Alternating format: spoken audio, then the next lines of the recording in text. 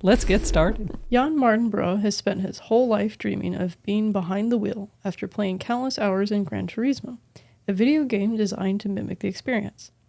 When the makers of the game give Jan a once-in-a-lifetime chance to become the racer he's always dreamed of being, Jan learns he must succeed in reality in order for the dream to never end. Rebecca, we always talk about choosing movies together and movies that we're excited about. And I know personally I was excited about this movie. I know you talked about being excited about this movie. I was originally excited about this movie because Jan's story is so compelling to me. Here's somebody that's coming from arguably nowhere. Correct. One of the biggest nowhere places you can think of. And he becomes this racer who not only competes at Le Mans, the creme de la creme of racing, Yes, but becomes a Formula One driver, which is incredibly hard to do. And I cannot overstate this enough. And the way this movie was constructed, the creative team, Neil Blomkamp is an astonishing director when it comes to human perspective. I feel like he's very underutilized in Hollywood at the moment, and I hope this film gives him a platform to do what he does best. David Harbour is a really great character actor. I really enjoyed Archie Madikwe's performance in this film, but Correct. for some reason, this film just didn't have enough heft to it. This movie was over 2 hours, and I'm normally able to keep pace with a film like this. Oh yeah, pretty no, easily. very much. Very excited. I'm kind of elbowing you at certain points because I'm like, pay attention to this, watch for that, because it's something that we'll talk about later. Yes. That little elbow turns into a 20-minute conversation.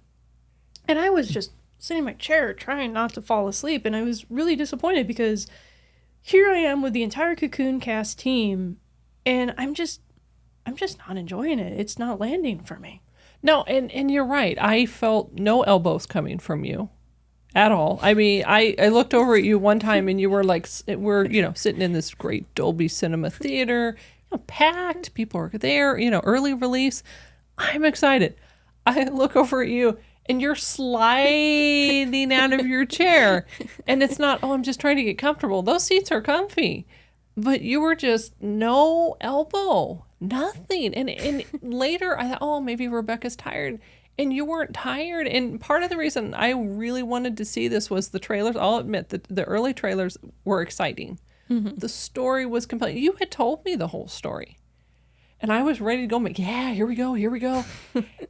And I look at you and you're just like level with the chair. And I thought, okay, maybe it's a fluke. Maybe it's one time. I looked over at you the second time, right? Long movie. I'm, glancing around, looking around, my little ADD brain's looking around. I look over at you.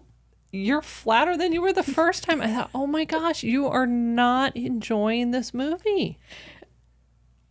I usually start movies like this. By the end of the movie, I was like, this. Well, and it's sad too, because as you said, the story is compelling.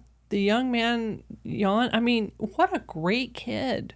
What a great story. Like you said, he comes from nowhere. Not that the UK is nowhere, but just a real average family. Right? Mom, older brother, high achiever. Dad's working a hard blue collar job, wanting the best for his family. Mom's loving, supportive. Just, a family that most people would love to come from. I was excited. And I looked at you and you're like, not really. I like the story of the family, the dynamics, the dad. And we had talked about October Sky. We had reviewed October Sky a few weeks ago on Cooncast. About, Chris Cooper and, Homer Hickam, becoming a NASA engineer and overcoming huge obstacles. Small town perception of, be a coal miner, same thing. Young man comes from a video game. Who plays a video game and then becomes a world-class driver? That's just unheard of. What a wonderful story. But yet it wasn't enough. It wasn't compelling. It really saddened me because this creative team has such potential. There's all these ingredients for a really solid movie, and for some reason it felt just a bit hollow. I think maybe if they would have spent more time on the character work, the actors can certainly handle it in this movie. Nobody is miscast in this movie. I would agree with that as well. The script just feels light. There's a couple sequences Yes. where it's very carefully crafted to elicit the emotion that you want to get from your audience. And that's a tough thing to do. And that didn't feel like manipulation to you, correct? No, there was one specific sequence, and I'm not going to spoil it for our cinema community because comes after a huge plot point Yes. that changes the face of the movie. Well, and we had talked about even the timeline. There were a few shifts in timeline.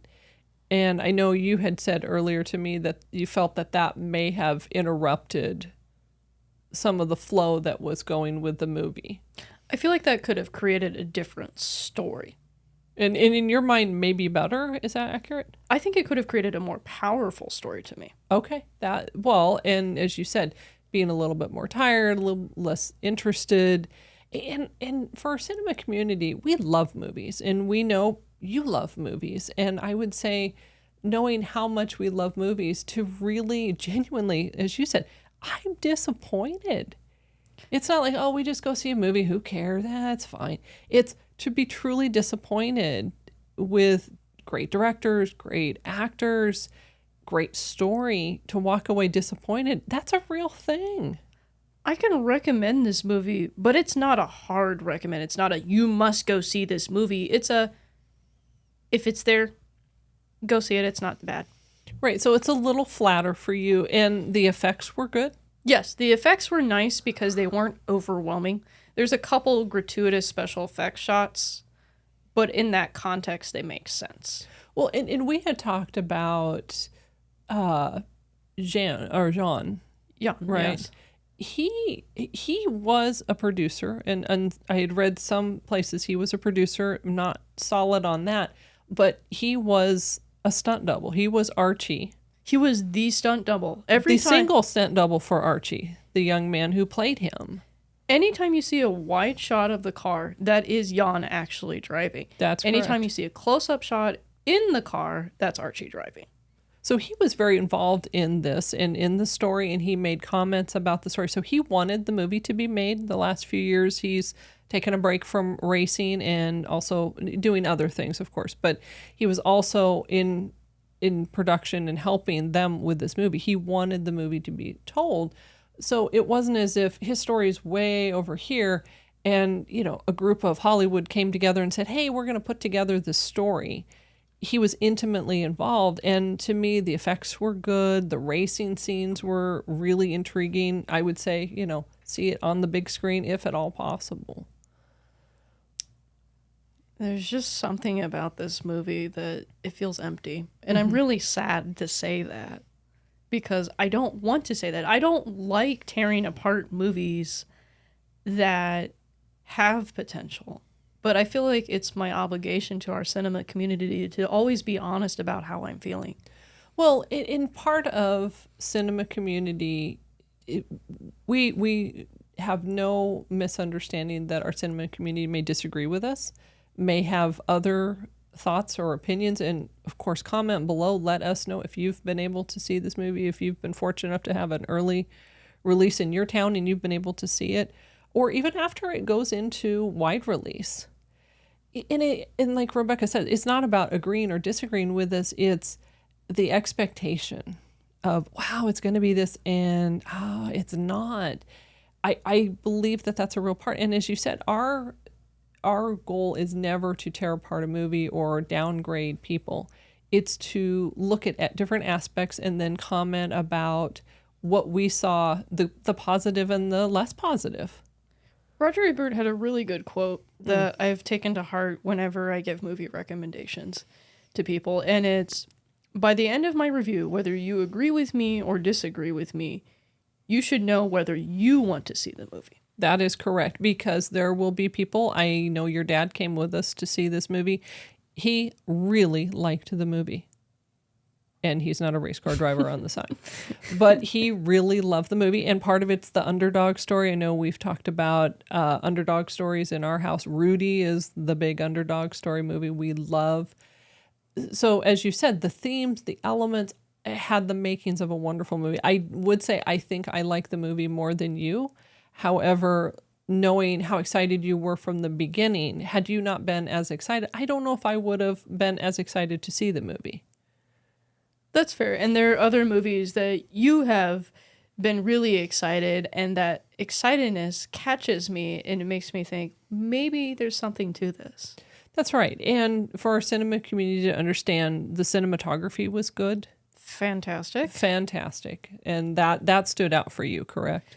That really stood out for me, especially in comparison to our retro rewind that we're going to be featuring today, Ford versus Ferrari. Correct. There is a difference. And the story development is where you're finding it to be flat.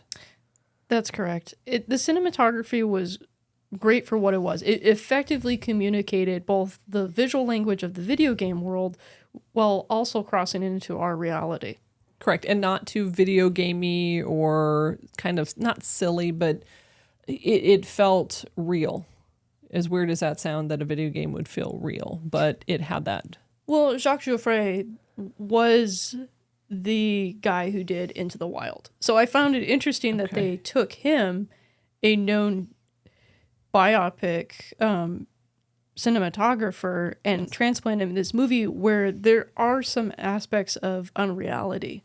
The director Neil Blomkamp is also known for taking things that are futuristic and outside of our realm to give them an ounce of reality. I'd recommend District 9. My personal favorite for this is Elysium, though. Okay, I remember seeing that. It's very gritty, but it still feels like it can coexist. Well, and I think that's the part that we're talking about. It's not, this person is not without talent or direction. It's, in this specific case, that's how you felt. Understandably, but as you said, his body of work speaks for him. And I think that also added to the hype for it, too. Sure. Oh, of course. Because I'm expecting this person who I've seen before, who I know can deliver, not deliver. Do we have any questions from the box? Is the audience for this movie primarily sports fans or exclusively people interested in racing, or is it more general?